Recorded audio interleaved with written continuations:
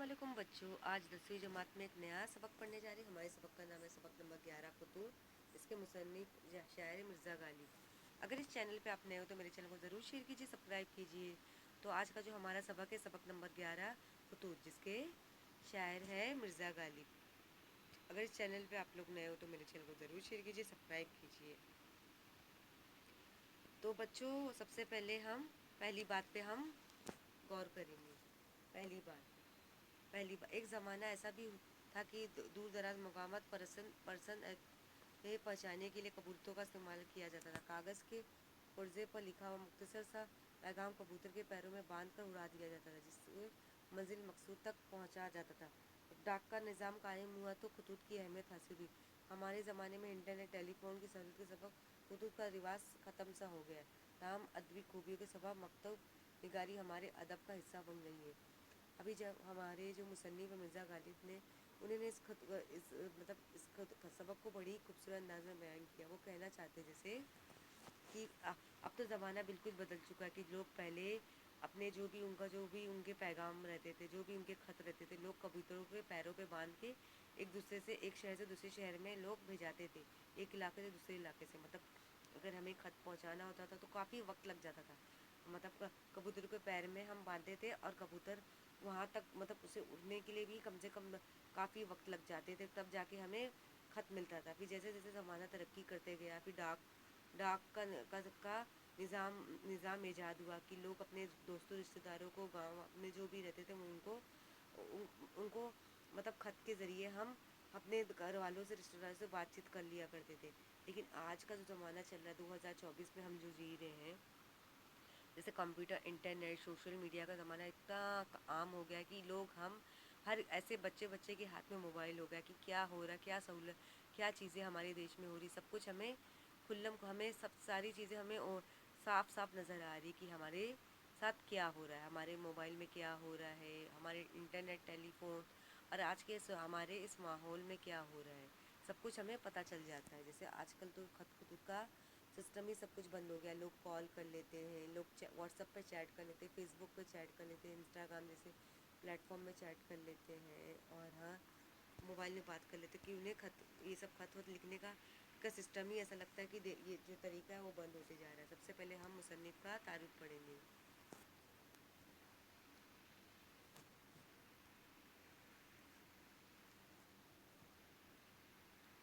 जान पहचान मिर्ज़ा गालिब।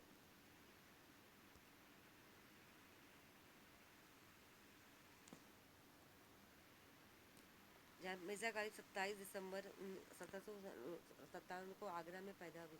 5 साल की उम्र में उनके वालिद अब्दुल्ला बैग फौत हो गए। उनके चचा रसूलुल्लाह बैग ने उनकी परवरिश की। गालिब ने इब्तदाई तालीम आगरे में हासिल की। 15 साल की उम्र में दहली मुंतकिल हो गए। 1854 में ज़ोक के इंतकाल पर मुग़ल बादशाह बहादुर शाह ज़फ़र खान मुकर्रर हुए। मिर्ज़ा गालिब ने अगरचे अपने उर्दू के कलाम में सबब शहरत की हासिल की, मगर उन्होंने फ़ारसी में भी बुलंद पाए की शुरू की। गालिब ने मकतूब निगारी में अपनी अलग राह निकाली। उन्होंने ख़त निगारी की रिवायती इसमें इंदा को तरक किया, ख़त के बेतकल्लुफ़ शख्सी मज़ाज का इज़हार बनाया।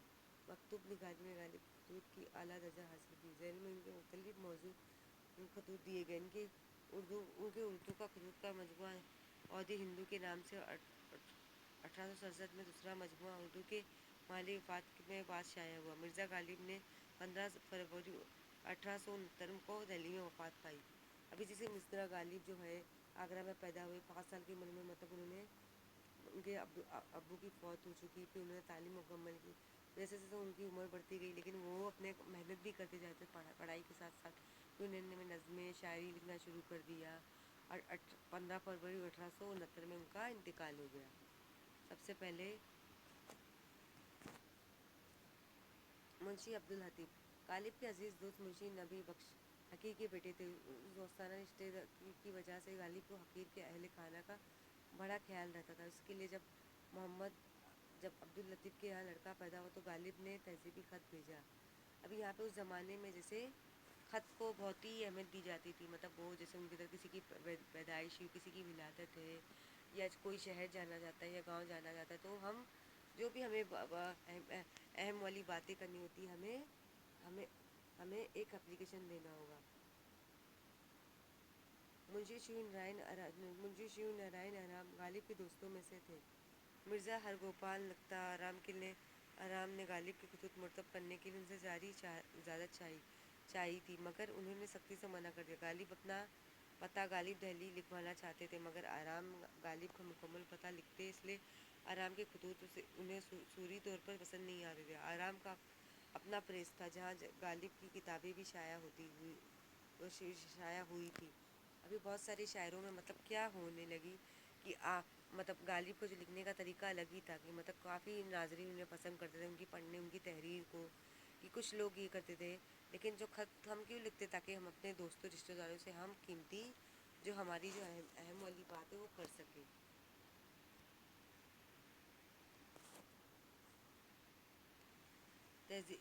تہنی خط بنام منشی عبداللطیف برخدا نور چشم عبداللطیف بعد دعائے عام دولت اور طول عمر معلوم کرے۔ بھائی صاحب کے کہنے پہ معلوم ہوا تھا کہ تمہارے ہاں بیٹا پیدا ہوا، مجھ کو خوشی ہوئی۔ اللہ تعالیٰ تم کو مبارک کرے، تم کو باپ کے سائے اور توفیق دے، اس کو تمہارے آپ نے سلامت رکھے، اس کی اولاد تم کو دکھلائے، جو تم نام رکھو مجھ کو اطلاع دینا۔ میں چاہتا ہوں کہ کوئی نام ایسا ملے جس کے اعداد سے سال ولادت ظاہر ہو۔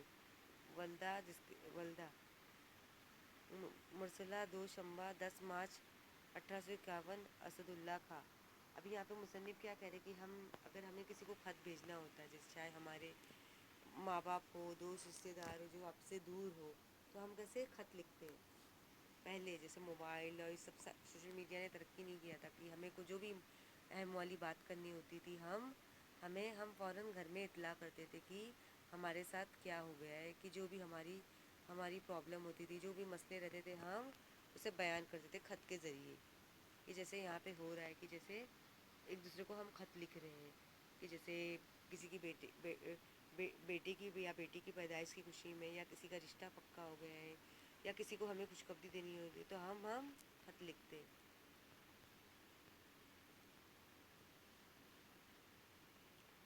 تجارتی خط بنام منشی شیو نارائن آرام شفیق میرے مکر میرے مکرم منشی شیو نارائن صاحب، میں نہیں چاہتا کہ 2 جز یا 4 جز کی کتاب ہو، 6 جز سے کم نہ ہو۔ مثلاً 10-11-70 کا ہو گیا تو حاشیہ 3 طرف بڑا ہے۔ شیر ازے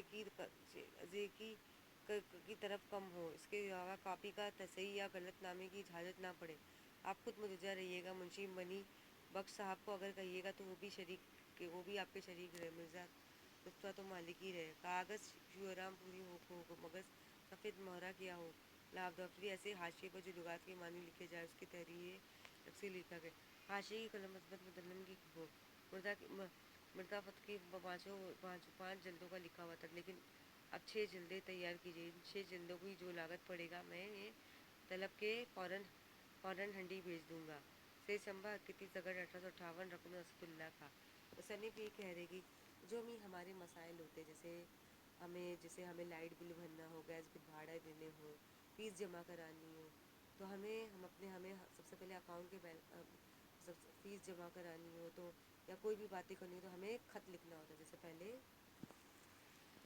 پہلے موبائل وغیرہ نہیں تھا، سوشل میڈیا نہیں تھا، تو لوگ ایک دوسرے کو خط لکھا کرتے تھے، چاہے کوئی بھی سلسلہ ہو، چاہے کسی کو ہم مبارکباد دے رہے یا کسی کی طبیعت خراب ہو رہا ہو تو ہم خط لکھا کرتے تھے۔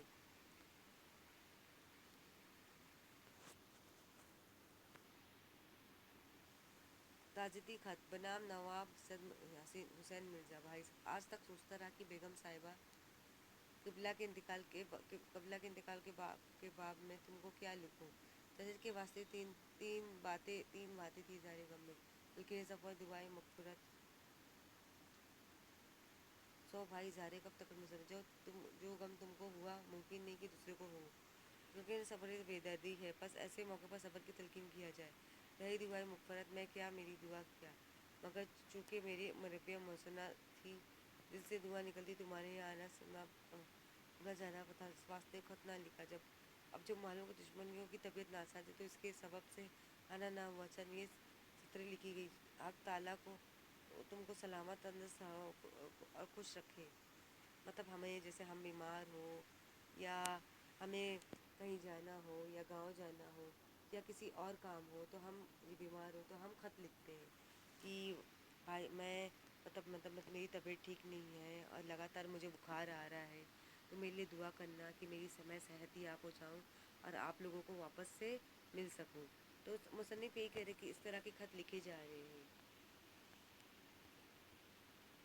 تمہاری خوشی کا طالب غالب، ہمارے غالب کا جو شاعر ان کا انتقال 15 نومبر 1866 میں ہوا۔ تو مصنف کا یہی میسیج ہے کہ ہمیں ان سب چیزوں پہ ہمیں غور کرنا ہے، جیسے خط ہو گیا کہ آج تو خطوں کا سسٹم بند ہو گیا، لیکن لوگ موبائل میں اپلیکیشن دے رہے اور آف لائن بھی جا کے ہم بینک میں ہم اپلیکیشن دے رہے، جس سے ہمارا کام اور آسانی ہو جا رہا ہے۔ اسی کے ساتھ میں اجازت چاہتی ہوں۔ اللہ حافظ، اپنا خوب خیال رکھیے۔